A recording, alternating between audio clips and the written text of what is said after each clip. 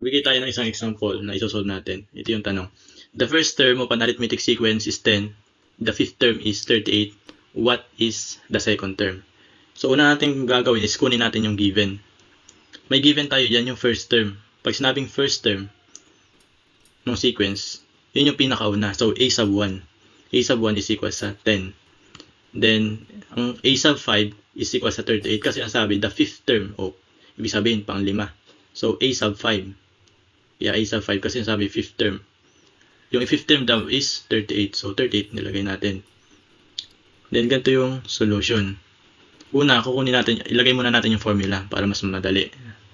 A sub n equals a sub 1 plus n minus 1 times d. Ito yung formula. So, hanapin muna natin kasi ang pinakang tanong kasi dito, yung ano yung pangalawang term. So, para mahanap yung pangalawa, kailangan natin malaman kung ano yung common difference. Kailangan natin mahanap yung value ng d.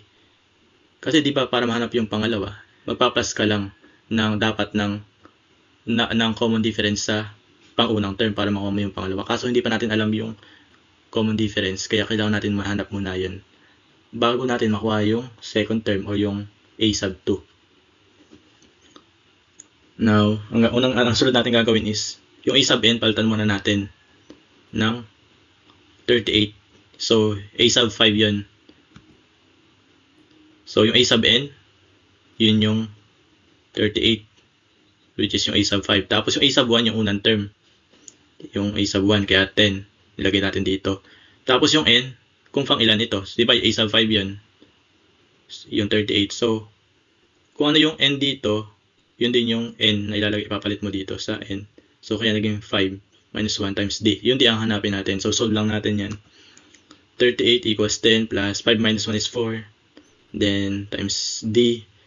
Then, 38 minus 10. Kaya naging minus 10 kasi yung 10 nilipat ko sa kaliwa ng equal sign. Kaya naging minus 10 na. Ganun yung nababago yung sign kapag naglilipat ka sa another side ng equal sign.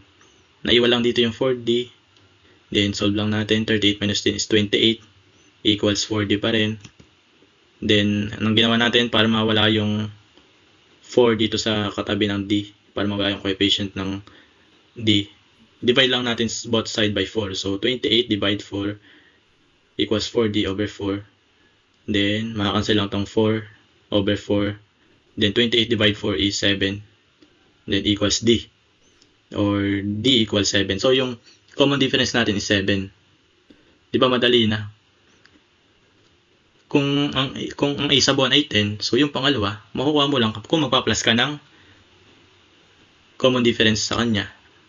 Eh, since pangalawa lang naman yung hinahanap, so 10 plus 7 or 17. Di ba 17 agad yung second term? Pero ito yung pinakang proper solution. Para kung halimbawa, ang hinahanap mo ay pang 100 or pang 1,000, mas mabilis mo rin masusolve. Ganito yan. Ito yung sunod na solution natin. Yan. A sub n, sulat lang ulit natin yung formula. Pero ang hinahanap na natin dito is yung a sub n, yung second term.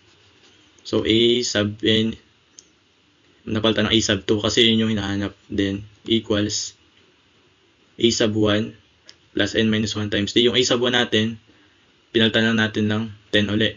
Plus, yung n na natin dito is, kung ano yung pangilan yung hinahanap natin, di ba? Yung a sub 2, yun yung n natin, yung 2. Kasi nga second term. So, 2 minus 1 times 7. Yung d, nakuha na natin, yun yung 7 dito. So, 7 na to. So, a sub 2 is equal to 10 plus 2 minus 1 is 1 times 7. A sub 2 equals 10 plus 1 times 7 is 7. A sub 2 is equals to 17. So, yun yung final answer natin, 17. Nakuha na natin yung final answer. So, kung may tanong kayo, pwede kayong magtanong. I-comment nyo lang, then pwede nating sagutin yan. So, magitan ng, siguro gawa ng ibang video, kung ba may problems kayo about sa arithmetic sequence na hindi nyo masolve, pwede nyo itanong. Thank you.